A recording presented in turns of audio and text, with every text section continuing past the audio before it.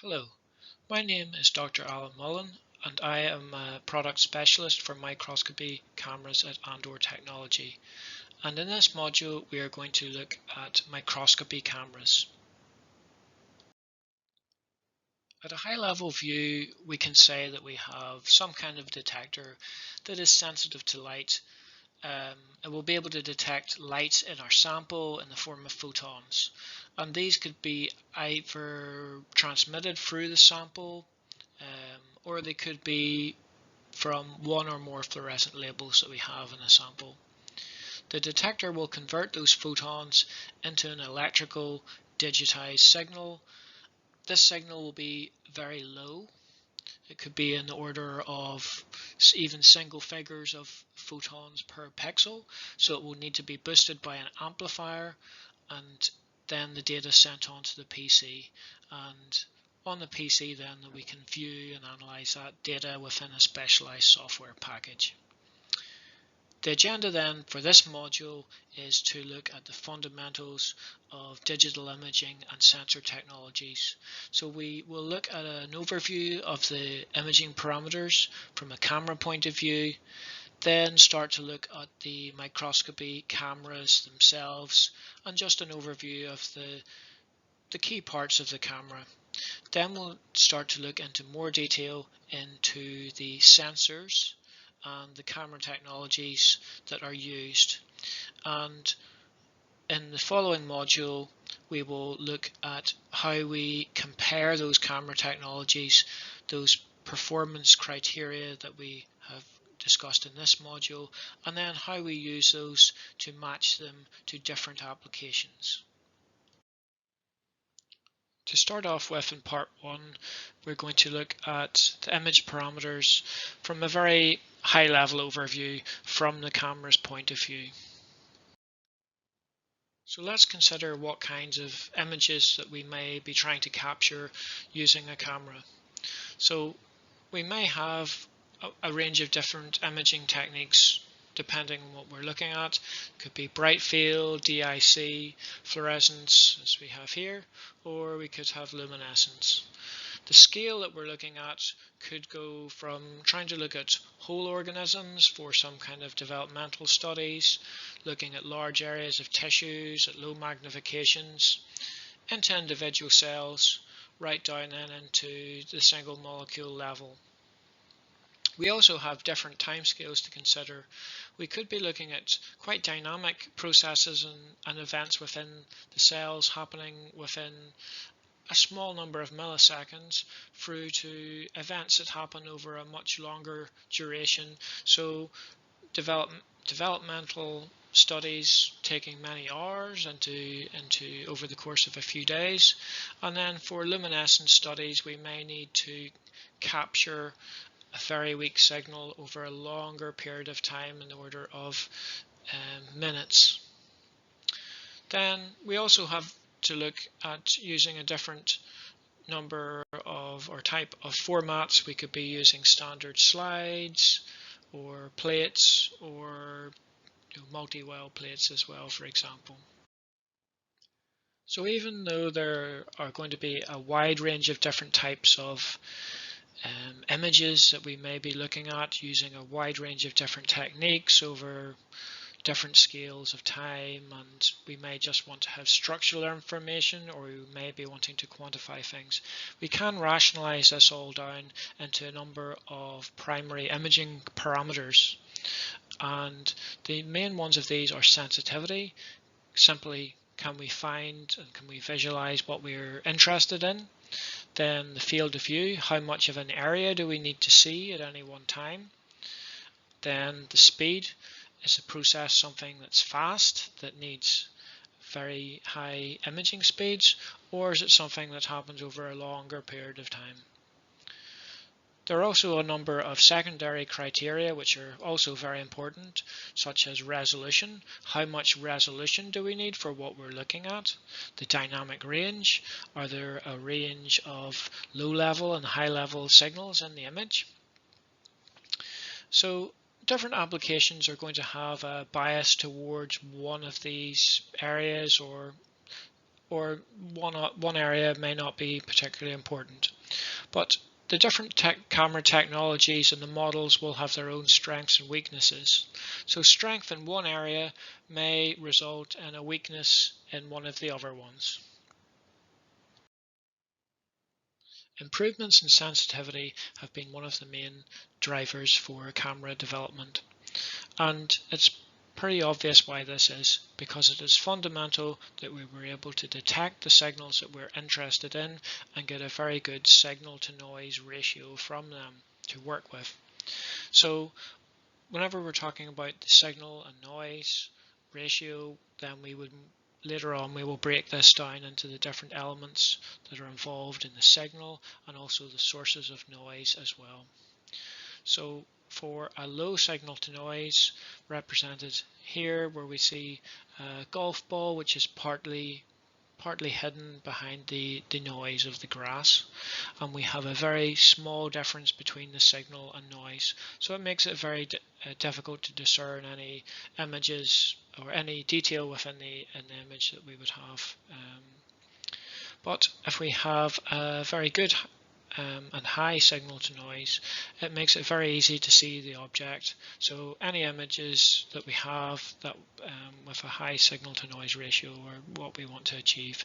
So that comes about by trying to maximize the signal and minimize the noise elements, and we will look into those in part 3. For field of view, sometimes we might need to capture a large area. Tissue sections, for example, we may want to have a good look at say cell sections for histology studies, and we're looking at very low magnification. But we also might want to look at the development of an embryo over time, such as Drosophila or zebrafish, for example. And then we also might want to be starting to look at maybe cell membranes or even single molecules of diffraction limited spots at very high magnification. So we also need to consider then the microscope that we're attaching it to the cameras to, so that the camera needs to be able to mount to the microscope port and also then match up with the field of view that's possible from the objective lens.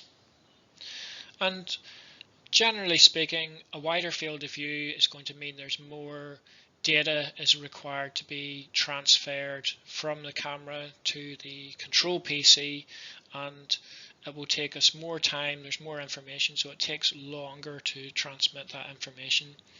And as we will know that as we increase in magnification, just generally in microscopy, we will have decreasing field of view.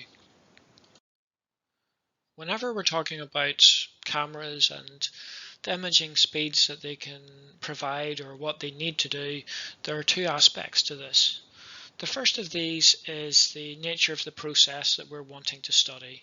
Very dynamic events such as cell signaling really need resolutions within the window of a few milliseconds in some cases. So they need to be able to run very fast. But for the most part, much of what we're dealing with in normal cell biology, we don't need to run at those kind of speeds. But it's always a good idea to run exposures as low in duration as we can, and also just knock down the illumination intensity, because we want to minimize the effects on the cells that we are looking at. Some experiments, of course, need much longer acquisitions. The signals that are involved in experiments using luminescence, whether this is bioluminescence from an animal system or quite commonly whether it's in plant imaging, these kinds of luminescence signals are very low, so we're having to capture a small amount of signal and accumulate and build that up over the course, even as many as minutes, as 5, 10, even 20 minutes. So there's other considerations to do with that. The other side to this then is of simply getting more data faster. A faster camera is going to really come into its own if we have an experiment where we have large data sets, so it could be screening of multi-well plates, or if we have a large sample which we may be constructing from multiple tiles and looking at that in Z as well to build up a 3D image. So that will take some time, and a faster camera will help with that. But of course, we are also limited to do with the wider system that we have that camera in, to do with stages and so on too. Camera speed is normally expressed in frames per second. Alternatively, sometimes we see that as 10 Hz. So 10 frames per second would work out to be 100 milliseconds exposure time that the camera would be running at.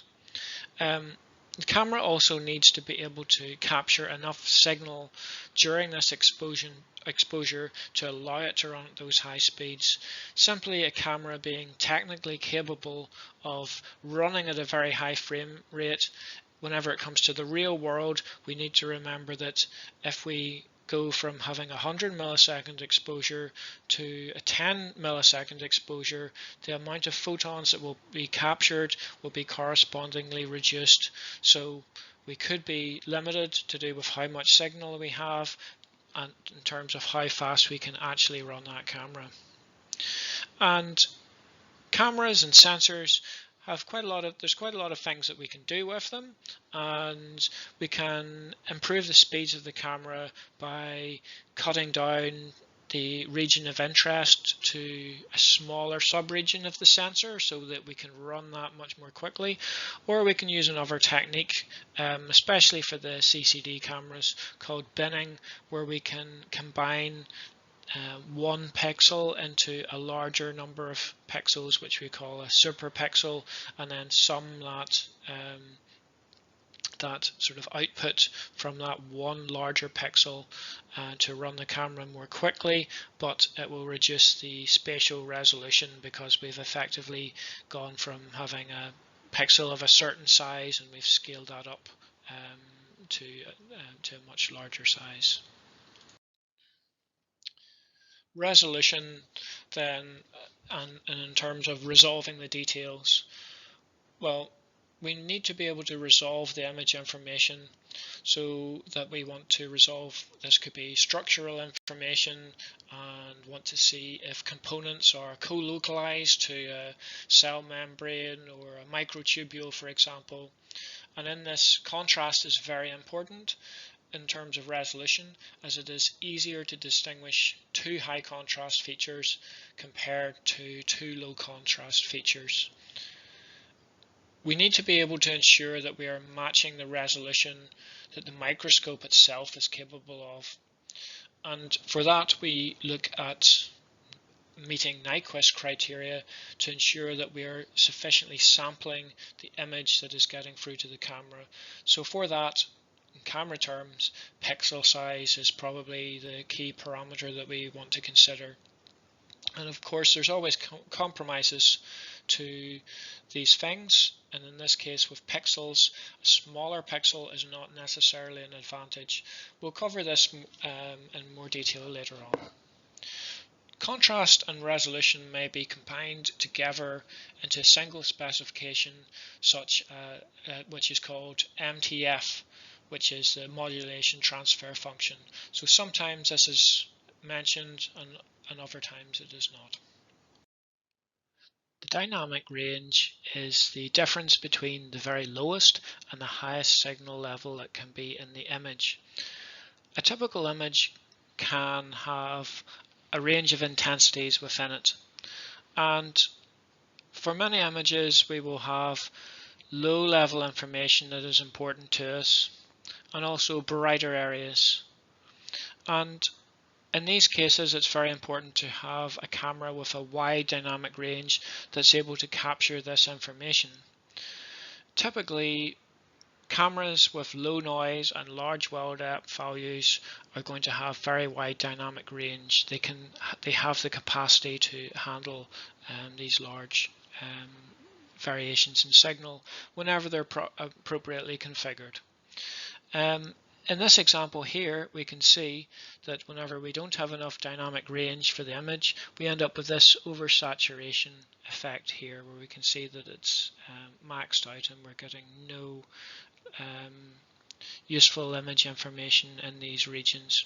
However, in this area, whenever we have a sufficiently wide dynamic range, we can capture this low level information and also this high level information where we can now see the detail.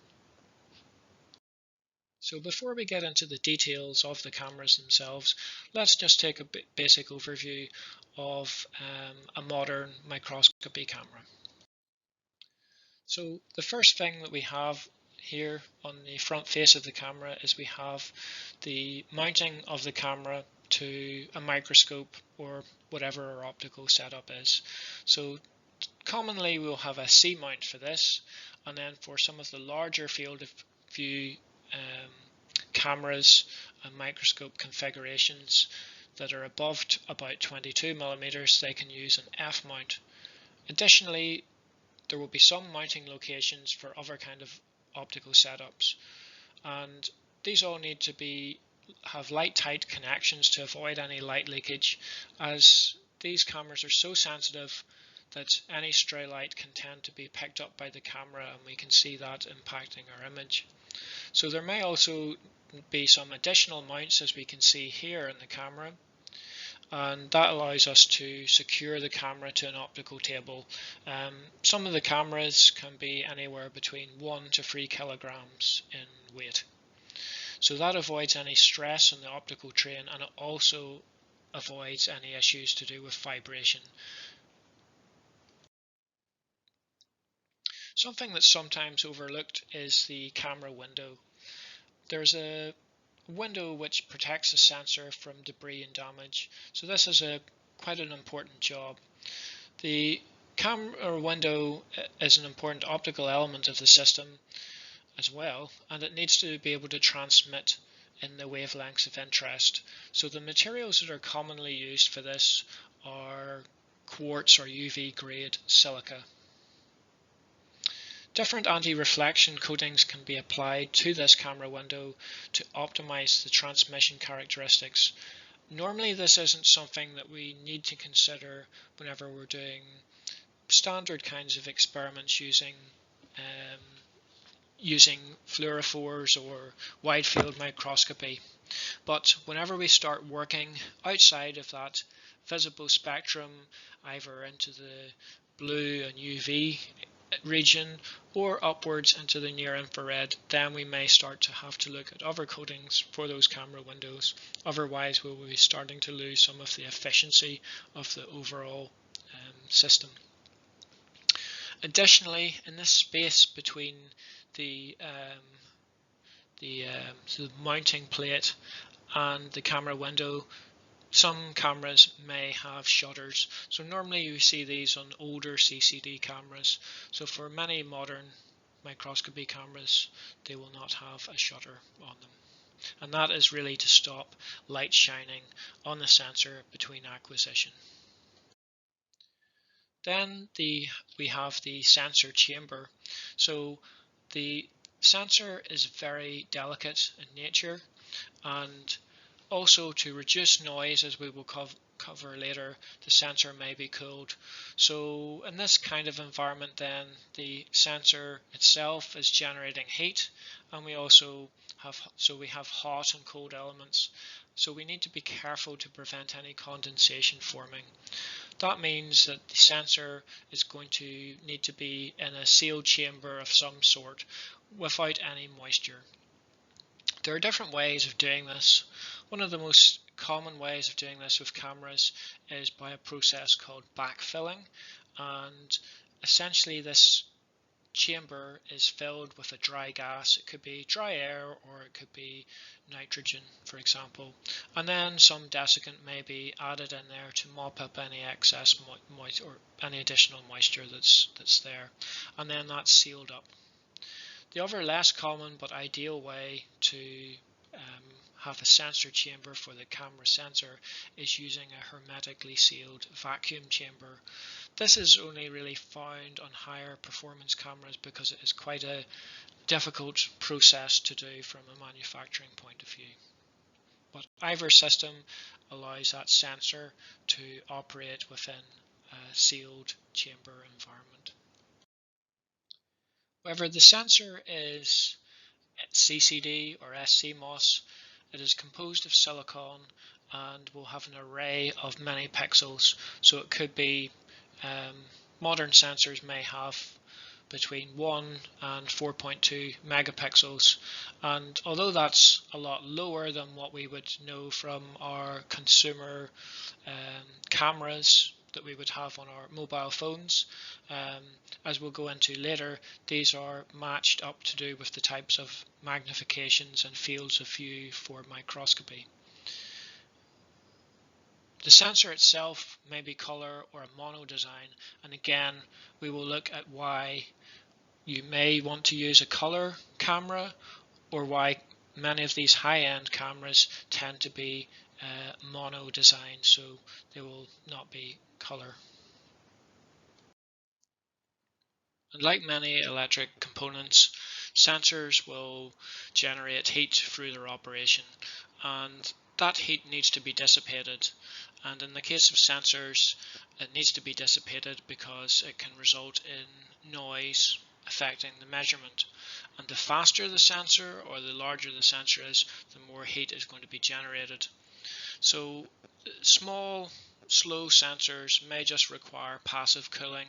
So that would be the heat that's generated is simply removed through heat sinks, and that may include the casework of the camera itself. But larger and high performance sensors need to have active cooling, and that means that you have a thermoelectric cooler attached to the sensor assembly, and either then you use air cooling using fans to extract and remove that heat, or else you can use water cooling as an alternative way to remove the heat from the sensor.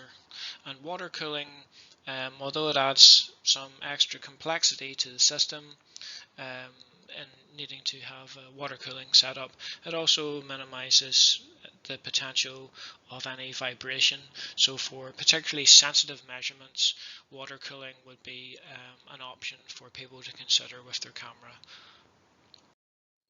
Modern cameras have onboard electronics that have a range of different functions, and these include such things as noise correction.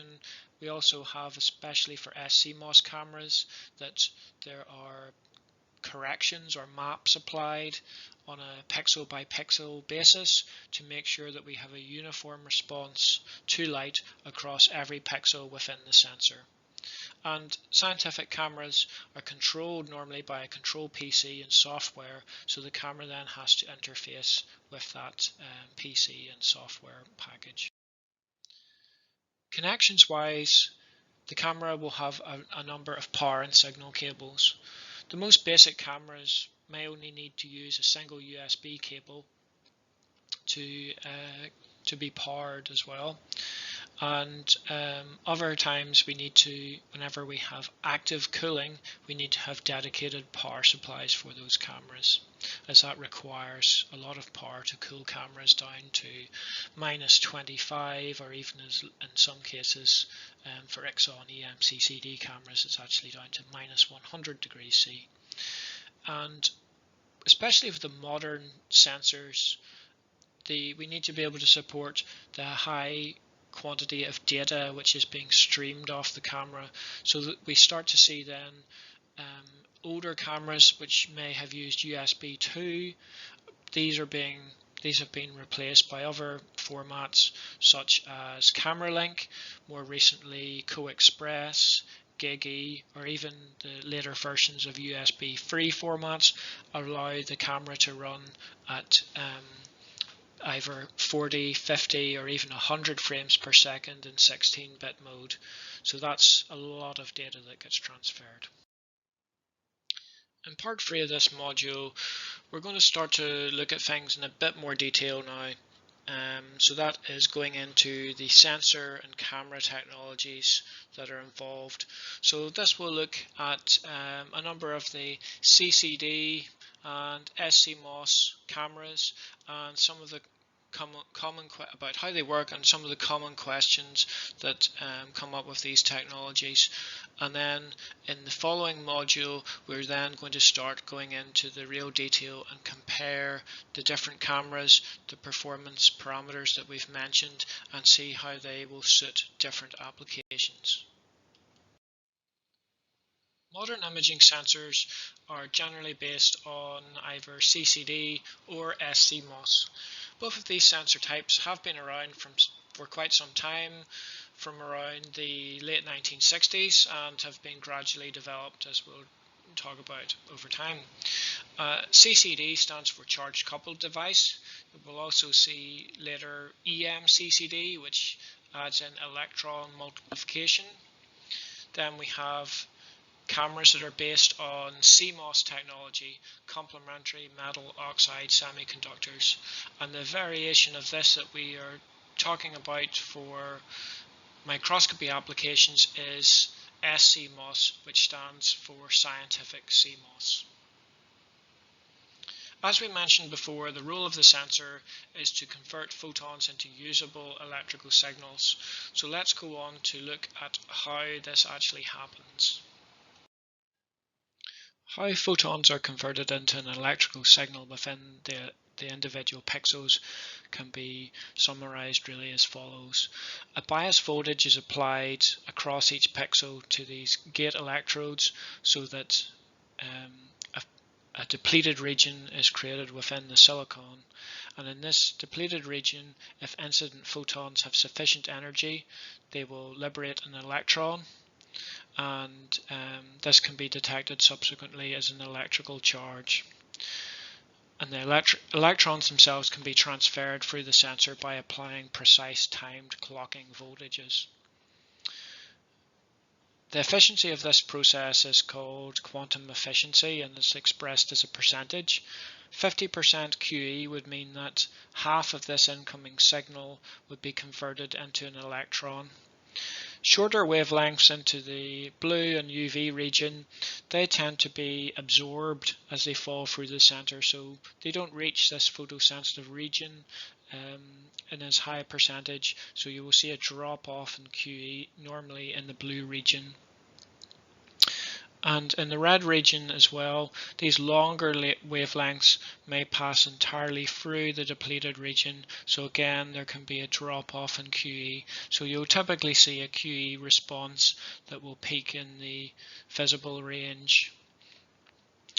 Wavelengths above 1.1 microns or so don't have enough energy to generate electrons within silicon, so then you have to start to look at other types of detector technologies to start studying those higher wavelengths.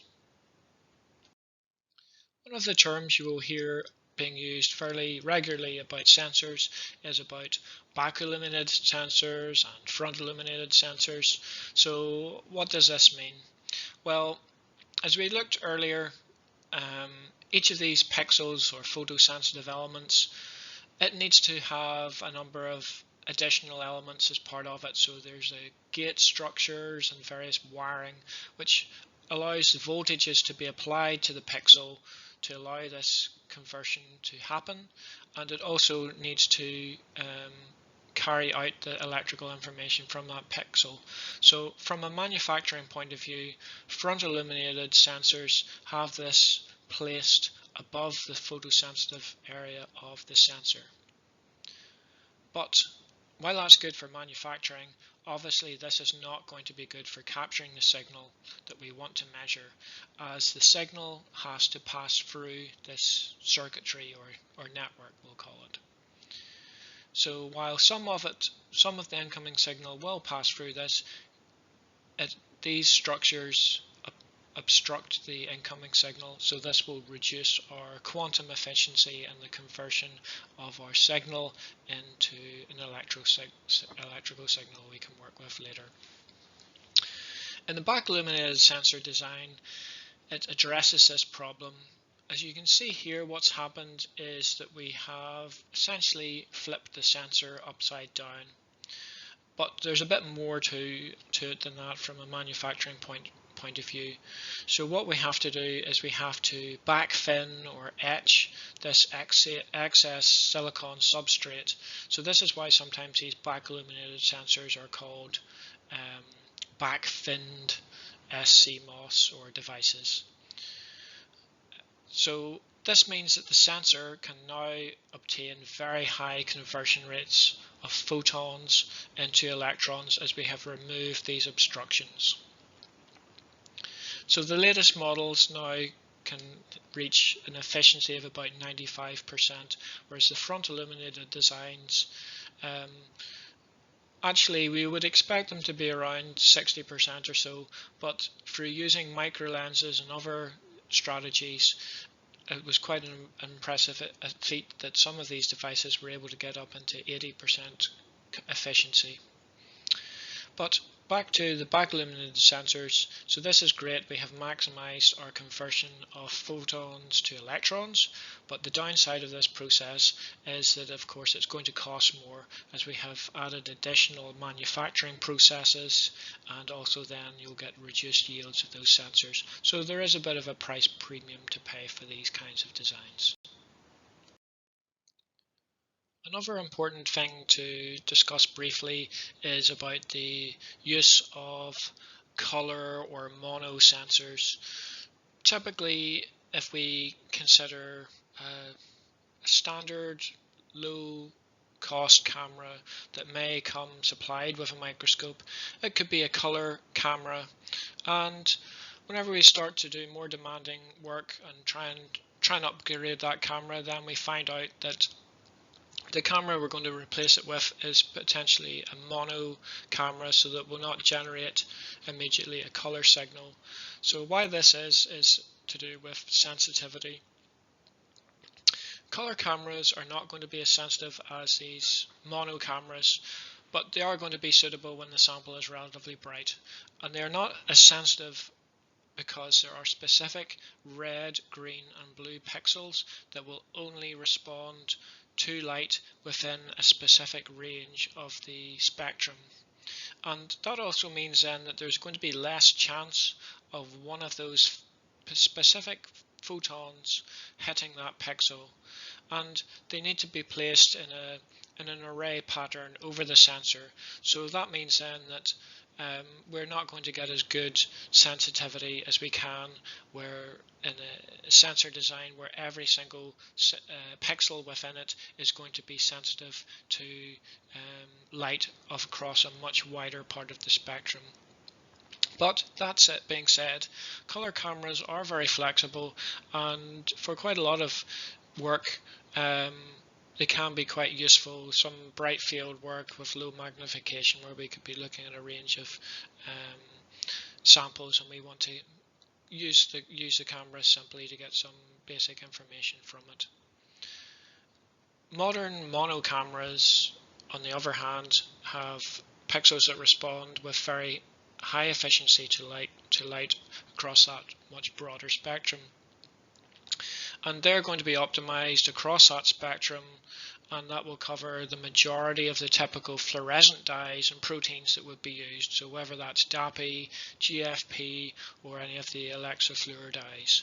And how we generate then color images from that is that we use the excitation emission filters to capture information which is specific to those wavelengths of interest for those fluorophores, and then we use the software to scale the intensity of the signal that's detected and into a color channel. And of course we don't have to be limited to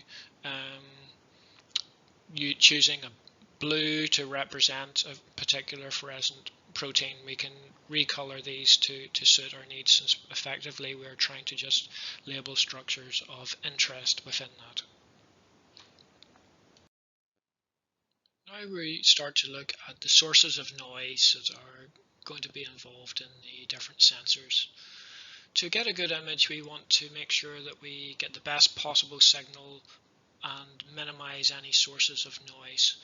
So before we even think of the sensor, noise itself has its own inherent noise associated with it called photon shot noise. So this is just to do with the nature of light and the uncertainty of the signal, so that while if we are monitoring a signal, it will fluctuate up and down. So signal to noise ratio then, which we'll look at, we have a useful signal information that we can do something with, and then we have the other background noise that we want to minimize.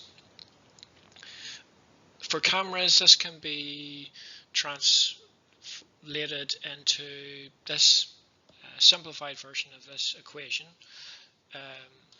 by the following relationship, where we have the signal, which is the quantum efficiency at the wavelength that is being emitted or is hitting the sensor, times the number of photons that are hitting it.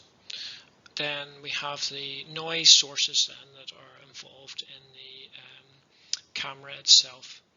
So dark current is the noise that is generated within the silicon of the sensor itself, and it's called dark current because it is present whenever there is no signal applied to the sensor, and it will scale or multiply as exposure increases. So dark current times exposure times squared, you see here. Then the read noise is the noise generated by the sensor as a result of the readout process. For one of the camera technologies we're going to look at shortly, CCD, it has an additional noise factor which is due to the unique process that it has. But we'll talk about this specifically whenever we're talking about CCDs. And as I mentioned, there is also the noise associated with the light itself. Now let's work our way through the different types of sensors that are available in these types of camera. Starting off with CCD. Charge coupled devices have been around in various forms since the late 1960s. So now, of course, they're going to be very well understood, and the designs have been well optimized over that time to achieve a high imaging performance. There are a number of designs that have appeared, but in these designs, there's normally one amplifier in one of the corners, and the charge from each of the pixels is sequentially transferred down and out in a serial process and is output through that amplifier. So CCD sensors operate in a very serial process. The first of these CCD designs is called a full frame CCD. These are the most basic designs. Essentially, there is one image area and the charge is transferred down each pixel to the next using a series of voltages down through those columns, and then it is shifted horizontally. And important part to note about these is that in terms of imaging, it is important that the light does not continue to fall in the sensor during that readout or whenever that charge is being shifted, because otherwise new electrons will be generated in those same pixels and you will end up with an image smear effect. So for some of those devices you need to use a shutter to avoid this. And that means then that those configurations and those devices are going to be slow. So that is the limitation to full frame CCDs. Frame transfer CCDs are a type of CCD that goes some way to try and resolve some of the speed and the image mirror issues that we would have had for a full frame device. So there is a second area of silicon which is masked from light, and that is used to transfer the electrons from the imaging area down into this masked area. So while that happens, then the signal can be acquired again through the imaging area of the sensor, so that allows the sensor to run much more quickly and generally speed up the overall process of those sensors. So there's two downsides really to that, in that you have doubled up the amount of silicon that you have because you have replicated the imaging area in this masked off area, so it's going to be more expensive. And then also, because it is not instantaneous that we're able to transfer all of that information across that full sensor right down into the masked off area, there still can be a small amount of smearing being possible. Another way to try and progress CCD sensor devices are with interline CCDs. So what we try and do with these is we have an additional column placed beside the imaging area. So again, this is a masked off area or a column of pixels, and this time what this allows you to do is it allows you to shift the charge very quickly from the imaging pixel into the masked off area, and then transfer that information down through that column in the masked off region.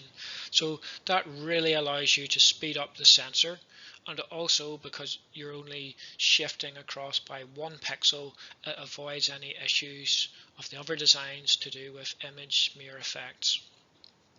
But of course there is always a downside to things like this, and since we've introduced this extra masked off series of columns across the sensor, we have reduced the light collection ability of that area. So this is called the fill factor. So what can be done to improve this fill factor and make sure that we're getting all of the photons that are going to be landing over the sensor area is by using micro lenses. So a micro lens then will extend out past the imaging pixel so that it fills up that space, and these work very well for microscopy because normally the incident light is parallel effectively, so that any of the light then is channeled through the micro lens and reaches the imaging area and eventually the photosensitive area of the silicon. For other applications, using microlens may not be quite so good, because once you have the light off at an axis, then you tend not to be able to converge the light to the required area, and you can end up with crosstalk between pixels and various other effects of reduced efficiency. Although interline CCDs have largely been replaced by the latest SCMOS cameras, and the normal CCD versions of cameras are really restricted to luminescence and longer exposure applications, one type of CCD camera which remains very much relevant are EMCCD cameras, and this is because they have a sort of an exclusive additional on-chip function or process which they can make use of, and this makes them particularly suitable for the most challenging imaging applications such as single molecule studies. They have this additional electron multiplication register, and in this they make use of high voltages to make use of the process called impact ionization, and by moving through the register and applying these voltages, it is able to generate more electrons than you started with, and these will accumulate and build up as it moves through the register, and that allows us to boost the signal many-fold before we read out that signal from the sensor. So you may only have a very small number of photons, 2, 3, 4, even 1 pixel, or sorry, 1 photon for example, and you can still get a useful signal from an EM-CCD camera by this means. Sometimes people may say that EM-CCD has effectively 0 read noise or less than 1 electron read noise. That's not strictly true. The noise floor of the camera is still there. What you have done though is you're negating that read noise floor effectively by boosting the signal many times, say 500-fold. So the signal you have whenever you read it out is so much in excess of that background noise. So EM-CCD cameras are one of the camera technologies which still remain relevant to this day. With the CCD sensors, we have seen that they have been around for quite some time, and over that length of time, a number of increments of improvements to the technology occurred or happened so that they were able to extract more speed and improve the performance from those sensors. However, inherently they were limited by the serial nature of the readout process of those sensors. So other than EM-CCD, CCD cameras have typically been replaced by the SCMOS technology. So CMOS, to go back to where this started from, CMOS sensors have also been around for a very long time. It's not a new technology at all, but in these sensors they have on-pixel amplifiers, and this allows them to perform some of the steps that CCD would have been trying to route all through a one common pathway. So this means that the readout can be much faster. But earlier CMOS sensors, you would have seen them in camcorders and other consumer and low-cost devices. So the image quality of them was not really anywhere near the level that you could get from the equivalent scientific CCD sensors. But nevertheless, the high speed, low noise aspects of those sensors were something that was seen as these could be good for scientific applications.